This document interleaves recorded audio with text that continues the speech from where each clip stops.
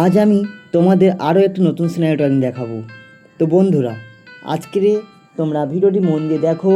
তোমরা এরকম আমার মতো নতুন সিনারি ড্রয়িং তোমরাও করতে পারবে।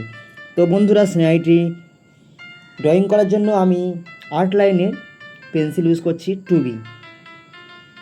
আমি ইউজ করেছি 2B আর 4B। তো বন্ধুরা, তোমরা নটরাজের পেন্সিল ইউজ করতে পারো বা অপসরার পেন্সিল ইউজ করতে পারো।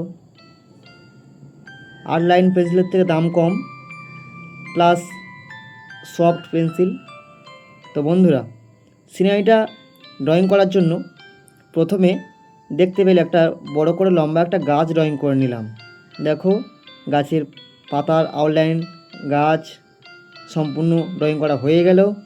এবার তোমরা মন দিয়ে দেখো কিভাবে আমরা ঘরটা ড্রয়িং করছি। দেখো, প্রথমে গাছটা ড্রয়িং করে নিলাম। দেখো, গাছে এমনভাবে ড্রয়িংটা করলাম, দেখো ঘরটা যেন ঘরের এদিকটাই গাছটা রয়েছে। দেখো, এই আউটলাইনগুলো তোমরা খেয়াল করবে, এই আউটলাইনগুলো যেন গাছের ভিতরে প্রবেশ না করা যায়।